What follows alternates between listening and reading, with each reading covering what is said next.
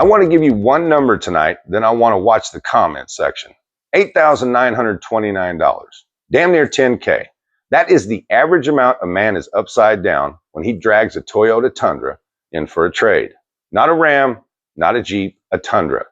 And the average one coming through the door is a 2023. 2 years old.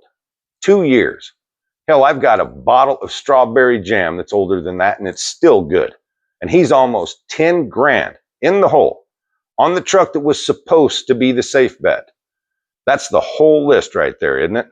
And Toyota, it sits on top of it. Here's the rest. Sierra $1,500, $8,568 in the red. Silverado $1,500, $8,516. F-150, $8,417. Ram $8,347. Every full-size truck in America, $8,300 or worse. And the rigs underneath, the Wrangler, Grand Cherokee are all sitting well over 5 grand in the hole. But the Tundra beat them all in half the time.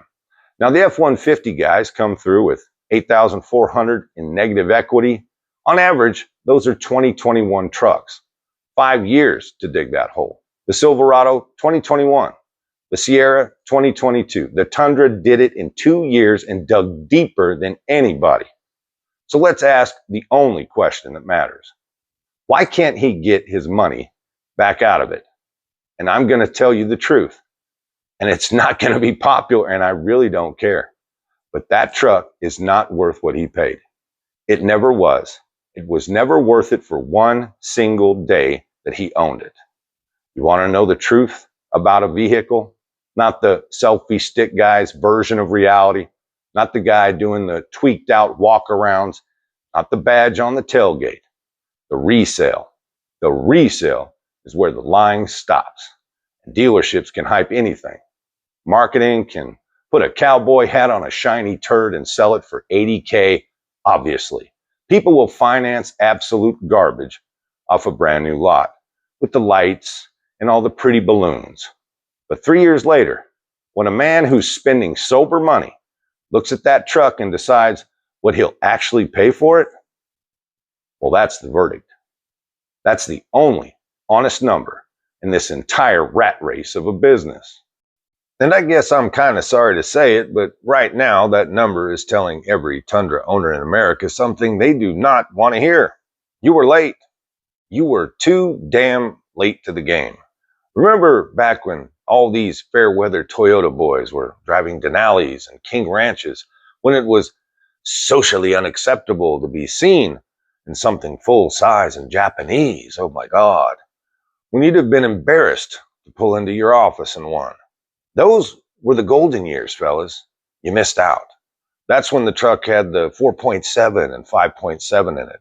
And it ran until you got tired of looking at it. And frankly, it got tired of looking at you. And you weren't there. You showed up around 22 or 23. You showed up for the reputation. A lot of you showed up about 6 months after they took that beautiful V8 out back and shot it. You bought the 6 without a clue. You bought the turbos and the screens and the tailgate that played the banjo or whatever. Almost 10 grand in the hole. 2 years old. You have got to be kidding me. Now let's talk about who's holding that bag, because it's probably not a working man. You know this guy. You stood behind him in line at a gas station somewhere. 45 years old, $100 polo, neon shoes, dresses like his son's high school teammates. Visor with a college logo on it that he's never stepped foot on the campus of. Bill, you know Bill. Bill was in a King Ranch, loaded. Every option. Bill did not tow a damn thing with that truck. Bill has never thrown a bag of concrete in the bed. And then somewhere around 2021 to 2022, the word got around at a Friday night high school football game, let's say, that Toyota was the smart money. Toyota holds its value. Toyota's bulletproof. Toyota was smart cool. Bill heard that. Bill went and got a Tundra.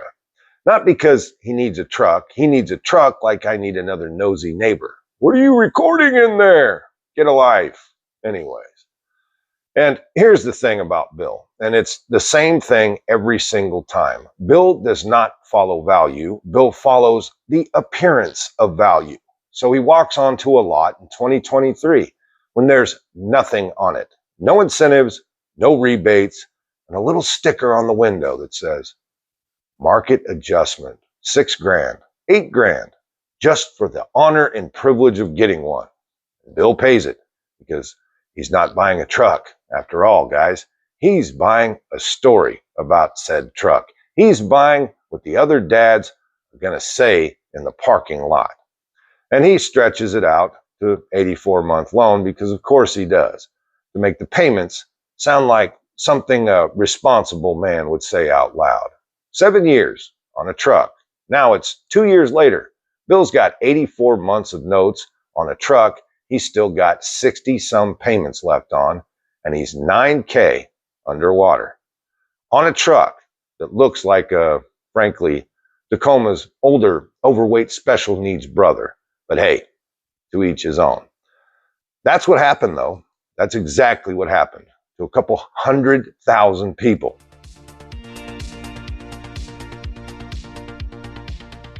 So why did the bottom fall out? Because in 2022, Toyota took the 5.7-liter V8, the engine that built the entire reputation, the one that ran 300,000 miles and asked for nothing, and they threw it in the damn dumpster. And they gave us a 3.4-liter twin-turbo V6 as if to say, like it or love it, peasant. And of course, they started grenading. 2024 Toyota recalled about 102,000 of them. Debris left inside the engine at the factory. Metal shavings in the oil chewing the main bearings. They had a cleanliness problem, apparently. Their fix was a new engine. They pulled the motor. Late 2025, they came back and recalled another 127,000 Tundras, Lexus LX, Lexus GX, same problem. Then May of this year, another 44,000 2024 Tundras. And here's the part I need you to hear, because this is the part that ends the argument. The trucks in the last recall were built after Toyota changed the process to stop it from happening. They fixed it.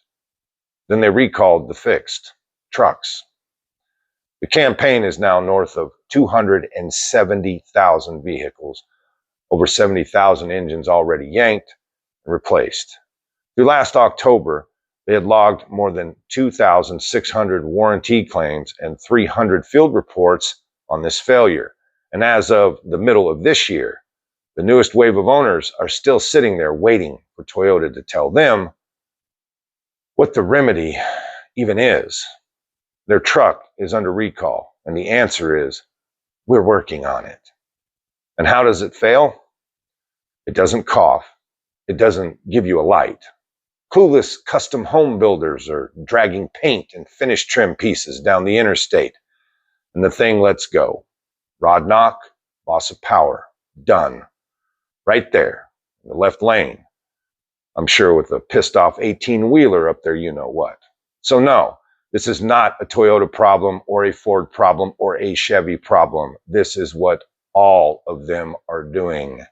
They took the engine that lasted 300,000 plus miles, replaced them with little turbocharged things, wound to their limit, and they put the savings into a 15-inch screen, an ambient light, and a tailgate that plays Taylor Swift songs.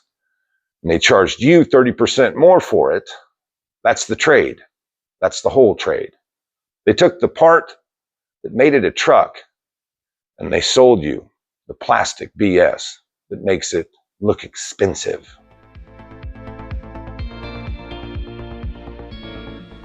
Now let's talk about what Bill's about to do, because this is where it turns into real serious money.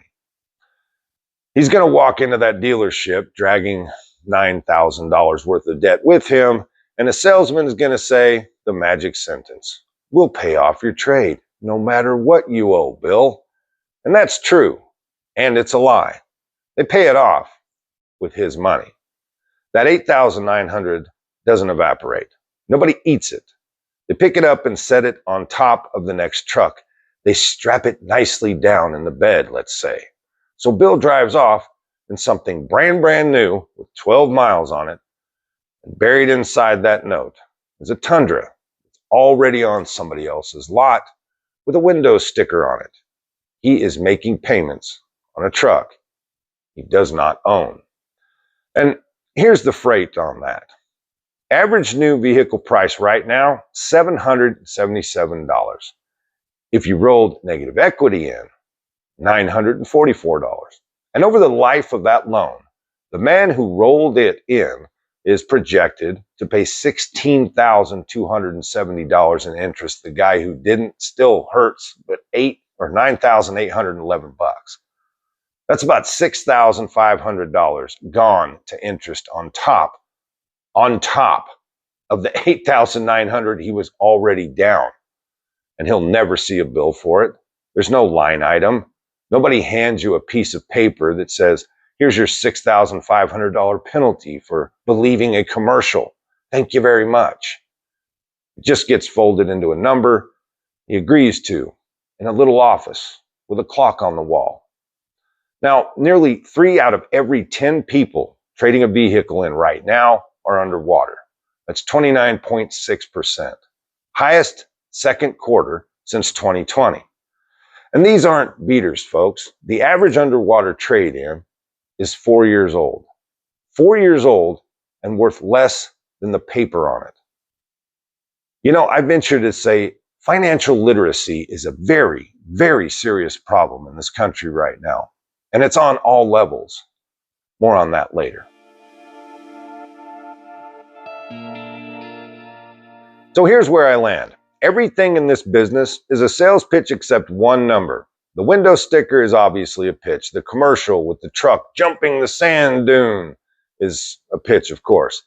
The awards that they buy, those are a pitch. The badge on the tailgate is most certainly a pitch. And the guy at the desk telling you it holds its value is an absolute pitch. The resale is, for the most part, the only thing nobody can decorate, at least not to the degree of the rest of the ridiculousness. Because on the second market, there's tougher financing. There's no 84-month note to hide behind. There's no market adjustment. There is a man with his own money, usually looking at your truck, deciding what it's actually worth to him.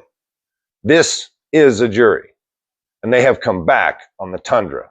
$8,929 in 2 years is a verdict. So do this tonight, and it costs you nothing. Get your 10-day payoff from your lender. Not the balance, the payoff. Then look up what your exact truck, your trim, your mileage actually sells for. Subtract. Whatever that number is, that's the truth.